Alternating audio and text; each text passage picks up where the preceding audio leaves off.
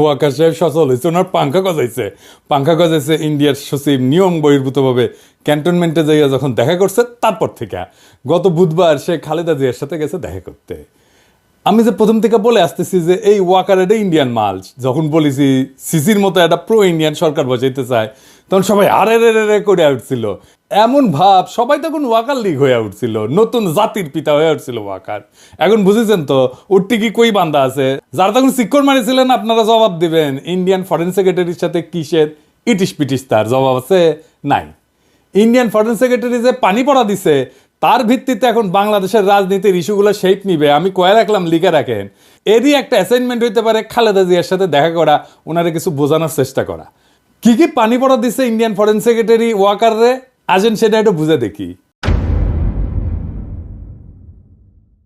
কি দিছে এটা বলা মুশকিল, এটা ওয়াকার আর পররাষ্ট্র সচিব বিক্রম মিশ্র জানে, তবে আমরা অনুমান করতে পারি।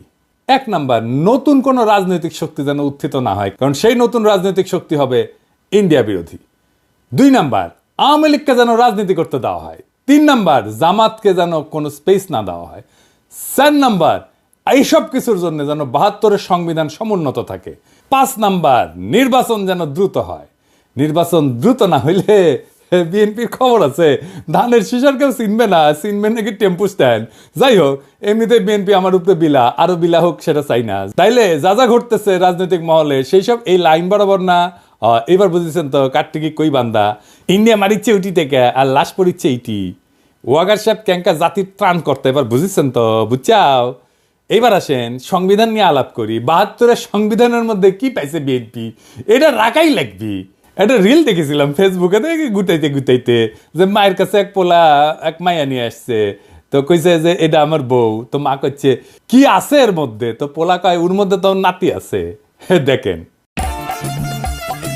ও মা, মা, হ্যাঁ বলছি আমি বিয়ে করেছি, এইটা তোমার বৌমা। এই মেয়ে হবে আমার বাড়ির বউ? কি আছে এই মেয়ের মধ্যে? ওর মধ্যে তোমার নাতি আছে। ইনকা ওই 72-এর সংবিধানের মধ্যে কি আছে দেখি, কোন ভালোবাসায় বিএনপি কি ঢুকাইছে এর মধ্যে, হাঙ্গারে দেখা দরকার, তাই না? আসেন দেখি।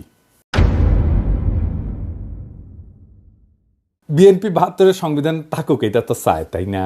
তো মির্জা আব্বাস কইছে যে ওনার নাকি কষ্ট লাগে এই সংবিধানকে যখন বাদ দেওয়া লাগে। শহীদের রক্তের দিয়ে লেখা যে সংবিধান, সেই সংবিধানকে যখন কবর দেওয়ার কথা বলা হয় তখন কিন্তু আমাদের কষ্ট লাগে। তো মানে দেখি আব্বাস ভাই, উনি আবার কইছে কি, আমি পড়ে দেখলাম অনেক মন দিয়া, ভুল কইছে নাকি? কইছে যে আমি 72 সালের সংবিধানের সমর্থক নই, আমি 71 সালের সংবিধানের মুক্তিযুদ্ধের রক্তের সমর্থক। মানে কি, বাংলাটাও তো ঠিক মতো কই ব্যাপারের নাই। মানে দেখি আব্বাস ভাই, 71 সালের সংবিধান কোনটা? আওলায় গেলে হবে, এখন ক্ষমতা নাই যেতে যেতে। আর কইছে যে মুক্তিযুদ্ধ হয়েছিল বলে এই সংবিধান, ওই সংবিধানে যদি খারাপ কিছু থাকে নিশ্চয়ই সেটা বাতিল যোগ্য। ওই সংবিধানে যদি খারাপ কিছু থাকে নিশ্চয়ই সেটা বাতিল যোগ্য। তো আব্বাস ভাই, কি খারাপ জিনিস আছে সংবিধানে? আপনি তো কইছেন যদি থাকে, তাহলে কি খারাপ জিনিস আছে সেটা বলেন, কি বাতিল করবেন সেটা বলেন। আমরা তো মনে করি 1 মণ সংবিধান, দুধের মধ্যে 1 ফোঁটা সোনা পড়েছে, পুরাটাই নষ্ট। তা আপনি বাদ দিবেন কি? পুরাটাই তো নষ্ট। একটা রাজনৈতিক দল হিসেবে আপনাদের তো বলতে হবে এই সংবিধানে খারাপ কি আছে। বলছেন কখনো? বলেন নাই। ওইটুকু কাজ তো করবেন না। ওই কাজ করার না আছে হ্যাডম, না আছে ইচ্ছা। সংবিধান সম্পর্কে আপনাদের ক্রিটিক্যাল পজিশন কি? নাই তো। তাই আপনারা এটা বদলাবেন না। অবশ্য ক্ষমতা গেলে বদলানোর মতো সংখ্যাগরিষ্ঠতা আপনাদের থাকবে না, লিখে রাখেন, কয়ে দিলাম আজকে। না না, আমাদের বদ্ধ না আর কি। আপনারা প্রত্যেকদিন নিশ্চিত করিচ্ছেন যে আপনাদের ভোট কমে। আপনাদের ভোটের মুরগি আপনি লেজে কাটবেন না গলায় কাটবেন সেটা আপনাদের ব্যাপার, কিন্তু আপনাদের বলতে হবে আপনারা কি বদলাবেন সংবিধানের। না বললে নির্বাচনে যাইতে পারবেন না। নির্বাচনে যাইয়া দেখেন কোন কিসিমের সমালোচনা শুনেন আমাদের কাছ থেকে টের পাইবেন, তখন ভাইবেন না আপনাদের ভোট দেওয়ার জন্য বসে আছে সবাই। না, ওই দিন বাগে খাইছে। কেন আপনাদের ভোট ব্যাংক বাগে খাইতেছে সেটা আমি আলাপ করবনি, দেখাই দিমুনি কেন আপনার ভোট ব্যাংক বাগে খাইতেছে। খুব মনে করেন যে মার্কা দেখে চাপ্পা দিবে, ওই দিন গেছে। আজ আমার আলাপ শুধু সংবিধান নিয়ে। আবার রিজি ভাই কইছে যে সংবিধান বাতিল মানে নাকি মুক্তিযুদ্ধকে অস্বীকার করা। উনি কাইন্দে শেষ মুজিবের ছবি কেন নামানো হয়েছে দেখেন। শেখ মুজিবের ছবি নামানোটা উচিত হয়নি। খন্দকার মোস্তাক নামিয়েছিলেন, জিয়াউর রহমান তুলেছিলেন। ইতিহাস আপনার নির্ধারণ করবে, বিচার করবে। তো সেই বিচারের ভার থাকলো, জনগণ বিচার করবে। কিন্তু আমাদের জাতীয় জীবনের, জাতীয় ইতিহাসের আন্দোলনে যার যতটুকু অবদান সেটা স্বীকার করা হোক। আমরা আওয়ামী লীগের মতো সংকীর্ণ নই, আমরা ছোট মনের প্রচার দেব না। এই জন্যই বলছি শেখ মুজিবের ছবি নামানোটা উচিত হয়নি। তো বাঘের পিছে যেমন ফেউ থাকে না, তেমনি বাংলাদেশের সরকারি দলের পিছে একটা গৃহপালিত বিরোধী দল থাকে।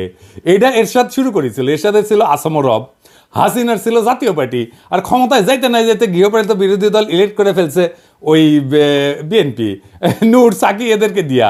এদের নমিনেশন আগেই কনফার্ম করেছে। দেখেন, নিজের দলের নমিনেশনের খবর নাই, ওই জোট সঙ্গীর নমিনেশন কনফার্ম করেছে 6 নেতার। হ্যাঁ, তো এই গৃহপালিত বিরোধী দলের এক নেতা নূর অলরেডি আওয়াজ দিতেছে তারা 72-এর সংবিধান বাতিল চায় না। বাকিরাও কবে একটু ওয়েট করেন, এই 6 ক্যান্ডিডেটের জামানত বাজেয়াপ্ত হওয়ার চান্স আছে কলে। আমি কয়ে দিলাম, এখনই কয়ে দিলাম, বুঝছাও। আর যদি বঞ্চিত ক্যান্ডিডেট, বিএনপির যদি বঞ্চিত ক্যান্ডিডেট থাকবি না, ওটি ও যদি নাগরিক কমিটি বা জামাত ক্যান্ডিডেট করে, তাহলে এই 6 জনের এমপি হওয়ার কায়েসের কলে চারা। যাই হোক, আজকে আমার আলাপ বাংলাদেশের ধ্বজভঙ্গ সংবিধান নিয়ে। ওই আলাপ পরে আসলে বিএনপি সংবিধান ঠিক মতো পড়িছে আমার সন্দেহ আছে। আসেন না দেখি কি সংবিধানের মধ্যে কি আছে, কি ঢুকে রাখিছে। 1956 সালে পাকিস্তানের সংবিধানের একটা আলোচনা হইতেছিল। সেইখানে যেই সমস্ত ধারার সমালোচনা করেছিল আওয়ামী লীগ, সেগুলো 72-এর সংবিধানে ঢুকে দিছে। কেন আওয়ামী লীগ তখন সমালোচনা করেছিল কেন? কারণ ওই শাসনতন্ত্রটা তৈরি করা হয়েছিল আইয়ুব খানকে সামনে রেখা। আইয়ুব খান যেন একটা এক নাক হইয়া উঠতে পারে, সেটা সব কিছু ওই শাসনতন্ত্রে ছিল পাকিস্তানের। তো পরে যখন বাংলাদেশ হইলো, তখন যে থাকবে ক্ষমতায় সে যেন এক নাক হইয়া উঠতে পারে, সেজন্য যা যা কিছু ছিল আইয়ুব খান ঢুকাইছিল, সব কিছু ঢুকাইছে। পাকিস্তানের ওই শাসনতন্ত্রে যে যে ক্ষমতা দেওয়া হয়েছিল না আইয়ুব খানকে, বাংলাদেশের এই 72-এর সংবিধানে প্রধানমন্ত্রীকে সে একই রকম ক্ষমতা দেওয়া হয়েছে। আপনি তো জানেন যে এমপি ইলেকশন হয়ে আসে 300টা সিট থেকে, কিন্তু এই এমপি কি কেন স্বাধীনভাবে কোনো আলাপ করতে পারে, সিদ্ধান্ত নিতে পারে, মতামত দিতে পারে না? দলের ডিসিশনের বাইরে গেলে সদস্যপদ বাতিল হয়ে যায়। মানে হাসিনা যেটা চাইবে, বা সংসদের নেতা যেটা চাইবে, বা ভবিষ্যৎ দলের নেতা যেটা চাইবে, সেখানে এমপিদের ভোট দিতে হবে। তাহলে আলাদা আলাদা এমপি থেকে লাভ কি, তাই না? দলের সিদ্ধান্তের বাইরে যদি ভোটই দিতে না পারে, তাহলে আলাদা আলাদাভাবে ভোট করার তো দরকার নাই। 300 জন আলাদা লোকের তো দরকার নেই, একজন থাকলেই হয়তো, তাই না? এই সংবিধানে মিশামিশি মেলা কথা লেখা আছে, কথা দিয়ে ভরে রেখেছে আর কি। লিখেছে প্রজাতন্ত্রের সকল ক্ষমতার মালিক নাকি জনগণ। বাপরে, তার মানে আমি আপনি জনগণ, তা আমি আপনি মালিক তো, তাই না? হ্যাঁ, তো লিখেছে কি? লিখেছে প্রজাতন্ত্রের সকল ক্ষমতার মালিক জনগণ। এটা দিয়া কিন্তু শেষ না, এরপরে বাক্যটা একটা সেমিকলন চিহ্ন দিয়া আবার ঘোষণা করছে যে এই ক্ষমতা কেবল সংবিধানের অধীনে ও কর্তৃত্বে কার্যকর হইবে। তাহলে প্রশ্ন যেটা স্বাভাবিকভাবে আসে সেটা হইতেছে যে সংবিধান জনগণের যে ক্ষমতা, এটা কাদের, কিভাবে প্রয়োগের দায়িত্বটা দিছে কাকে? এই ক্ষমতা কেবল সংবিধানের অধীনে ও কর্তৃত্বে কার্যকর হবে। তার মানে কি? তার মানে এই ক্ষমতাটা প্রয়োগের দায়িত্ব কারে দিছে, বুঝছেন? এই ক্ষমতা প্রয়োগের মালিক হইতেছে প্রধানমন্ত্রী। আপনি মালিক, কিন্তু প্রয়োগ করবে প্রধানমন্ত্রী। মানে বুঝেছেন তো, মালিক আপনি, কিন্তু মালিকের ক্ষমতা প্রধানমন্ত্রী। তো এই কাগজের মালিক হওয়া কাম কি, লাভ কি? বাড়ির মালিক আপনি, কিন্তু এই বাড়ির থেকে পাশের বাড়ির মুখলেস, তো এই বাড়ি থেকে আপনার লাভ কি? ভোট দেওয়ার অধিকার ছাড়া ক্ষমতা প্রয়োগের কোনো বিধান এই সংবিধানে কোথাও আপনি খুঁজে পাবেন না। তাও এই সামান্য অধিকারটাও কেড়ে নেওয়া হয়। তার ফলে সংবিধানে যাই লেখা থাকুক, মালিক বলুক যাই করুক, জনগণ আখেরে দাস হইয়া যায় রাজনৈতিক দলের। এবার আসেন রাষ্ট্রপতির ভূমিকা নিয়ে কথা বলি।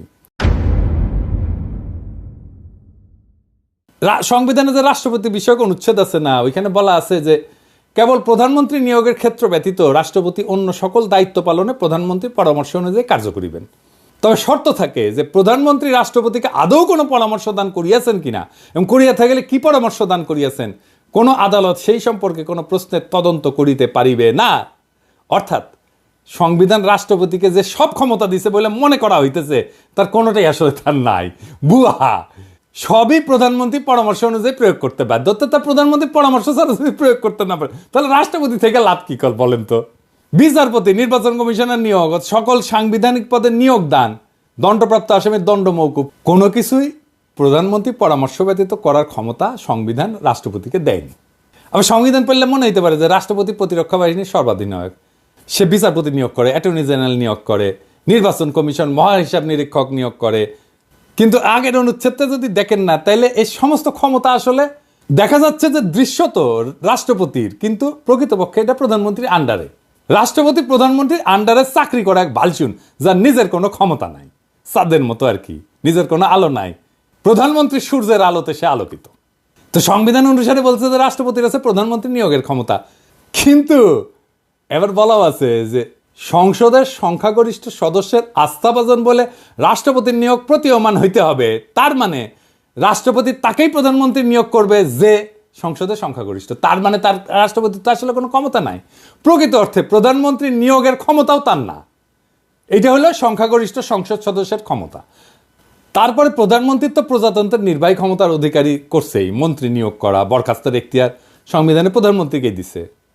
বাংলাদেশের সংবিধানে প্রধানমন্ত্রীকে যে ক্ষমতা দেওয়া হয়েছে, প্রাচীনকালের সম্রাটদের ওই ক্ষমতা ছিল না। আচ্ছা, এবার আসেন, পৃথিবীর সব দেশে ইমপিচ করা যায় রাষ্ট্রপ্রধানকে, তাই না? সংবিধান অনুসারে প্রধানমন্ত্রীকে কি ইমপিচ করা যায়?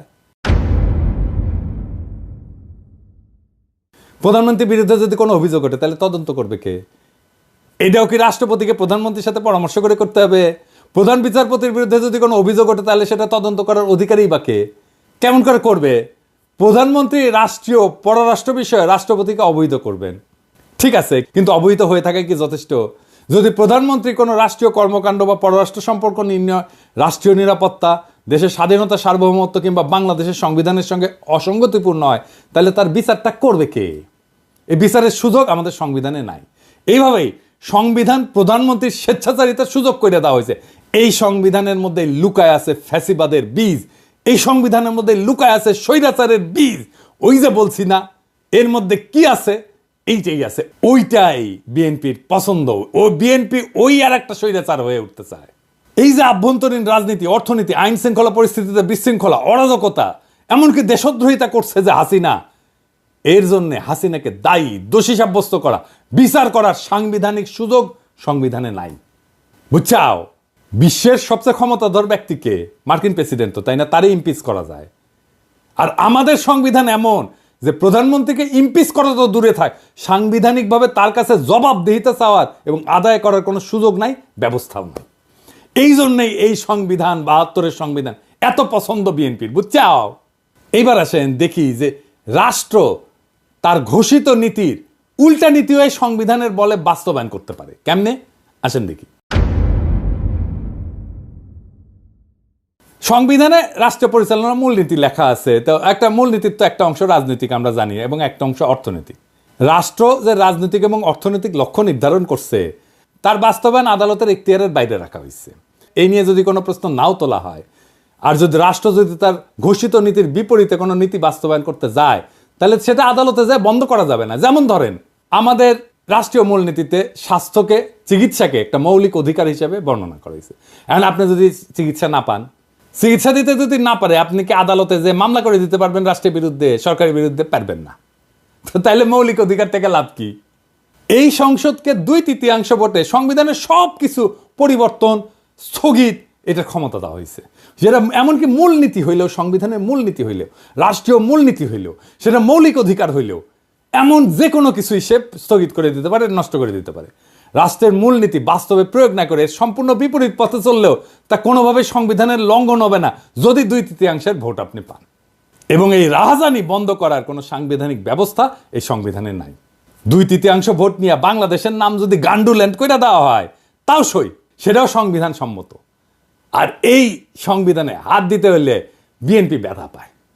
তো সংবিধান যদি জনগণের অভিপ্রায় প্রকাশ হয়, তার স্বাধীনতা রক্ষার সনদ হয়, তাহলে জনগণের ঊর্ধ্বে তো কারো অবস্থান হইতে পারে না। কিন্তু এমপিরা জনগণের ঊর্ধ্বে হয়ে যায় যদি তার 2/3 সংখ্যাগরিষ্ঠতা থাকে।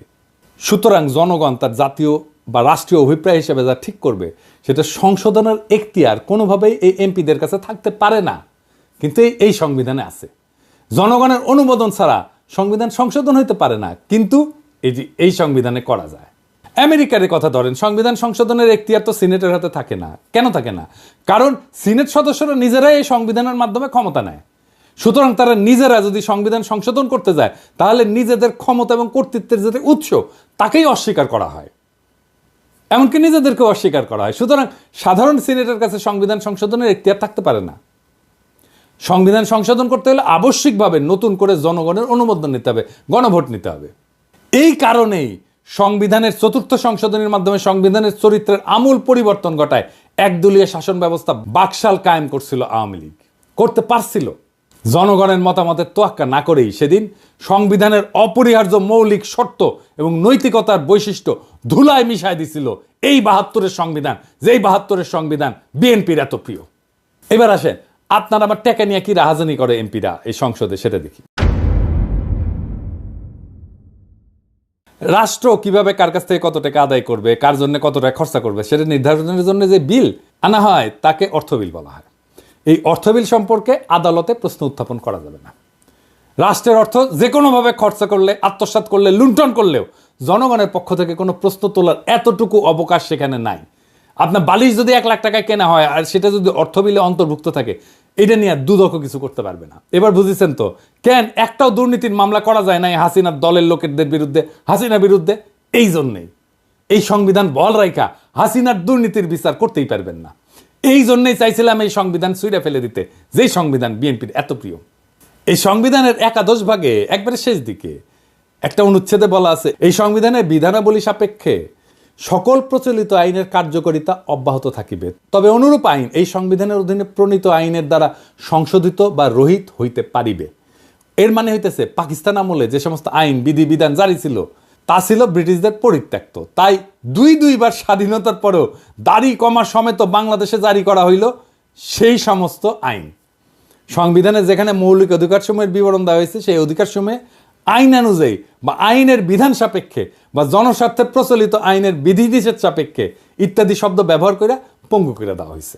একটা উদাহরণ দিই, ভাষার মারপ্যাচ দিয়া কেমনি আমাদের অধিকারের আছে।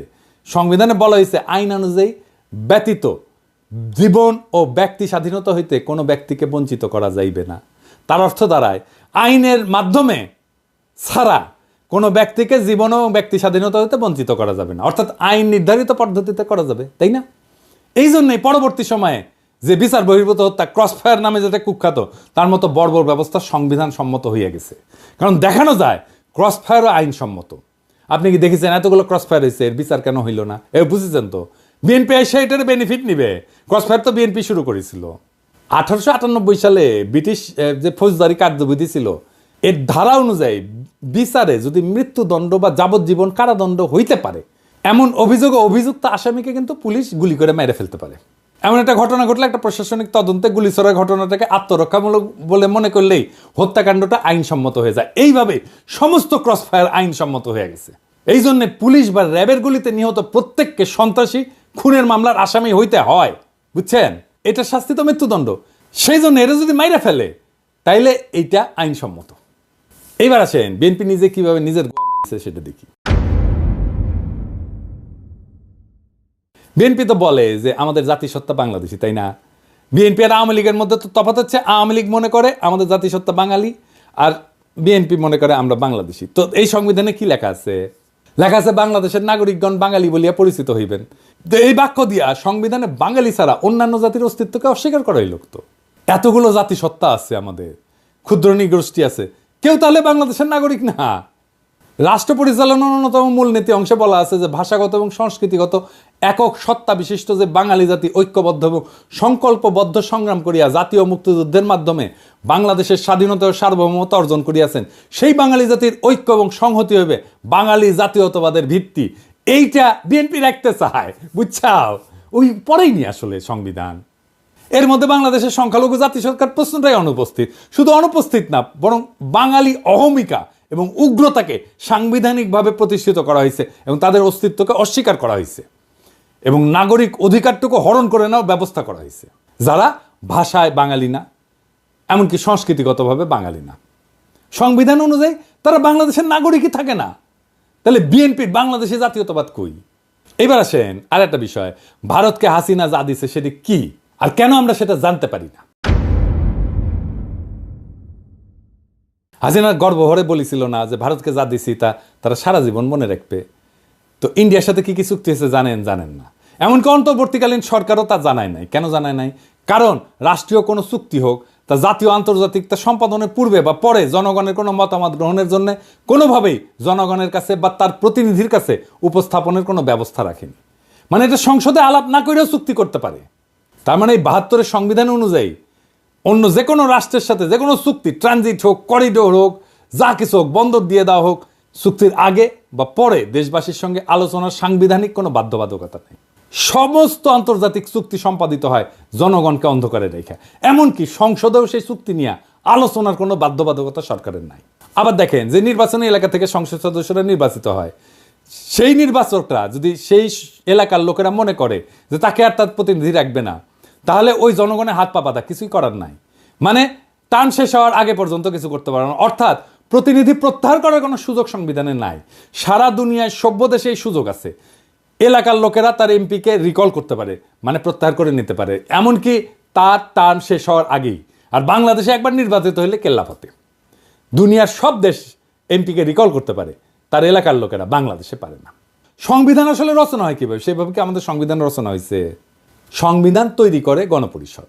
শুধু সংবিধান তৈরি তাদের কাজ। জনগণ ভোট দিয়া গণপরিষদ তৈরি করে, তারা সংবিধান তৈরি করে চলে যায়। সেই সংবিধানের অধীনে নির্বাচন হয়, নতুন সংসদ তৈরি হয়। কেন এই নিয়ম? কারণ আমি যে আইনে চলবো সেই আইন তো আমি নিজে তৈরি করতে পারি না। তাইলে তো আমার সুবিধা মতো আমি আইন বানাবো, তাই না? আমাদের সংবিধান তৈরি হয়েছে এমপিদের দিয়া। তারাই সংবিধান বানাইছে। তাদের সংবিধান বানানোর জন্য নির্বাচন করা হয়নি, কিন্তু তাদের এই সংবিধান বানানোর ম্যান্ডেটই ছিল না। তারা সংবিধান বানানোর পরে নিজেরাই কন্টিনিউ করছে এমপি হিসাবে, মানে নিজে যে আইন বানাইছে সেই আইন অনুযায়ী সে চলছে। মৌলানা ভাসানী কিন্তু বলছিল যে এই সংবিধানের খসড়া জনগণের কাছে প্রকাশ করার আগে সেটা দিল্লি পাঠানো হয়েছে। ৭২ সালে জুন মাসে নাকি, তখন আইনমন্ত্রী ছিল কামাল হোসেন, সে সংবিধানের খসড়া বগল দাবা করিয়া বিলাতে যাওয়ার নাম করে দিল্লিতে নাকি গেছিল। আচ্ছা ধরেন বানাইলো সংবিধান, মেলা ভালো সংবিধান বানাইছে, ধরে নিলাম, ধরেন হ্যাঁ তাই সই। তো ৭৩ সালের ২২শে সেপ্টেম্বর তারিখে ৯ মাস গেছে মাত্র। তারপরে সংবিধানের ৩৩ নম্বর অনুচ্ছেদ সংশোধনীর জন্য দ্বিতীয় সংশোধনী বিল পাশ হইল এবং জরুরি আইন সংবিধানে সংযোজিত হইল। এটাও কিন্তু ভারতীয় সংবিধানের ২২ নম্বর অনুচ্ছেদের কপি, বুঝছাও? ভারতীয় সংবিধানে আটকাদেশ মেয়াদ ৩ থেকে ৬ মাস, এনে বাংলাদেশের সংবিধানে আটকাদেশের মেয়াদ কিন্তু অনির্দিষ্টকাল পর্যন্ত, বুঝছাও? তো কি বালের সংবিধান বানাইছিলেন যে ১ বছর যা না যাইতে কাটাছেড়া করতে হয়? সেই সংবিধান বিএনপি প্রিয়। তাই সংবিধানে তাইলে কি মধু আছে? কি আছে সংবিধানের মধ্যে? এই সংবিধানে আছে ফ্যাসিবাদের বীজ, এই সংবিধানে আছে স্বৈরাচারের বীজ, এই সংবিধান ইন্ডিয়ার ব্রেন চাইল, এইটারই রক্ষা করতে চায় বিএনপি। ইন্ডিয়া আওয়ামী লীগের গোয়া মারিছে, বিএনপি আর সানন্দে বিএনপি পাইতে দিচ্ছে। কি পাইতে দিচ্ছে জিজ্ঞেস করেন না, বাংলাদেশের জনগণ এটা মানবে না। এই সংবিধানের অধীনে নির্বাচন হবে না।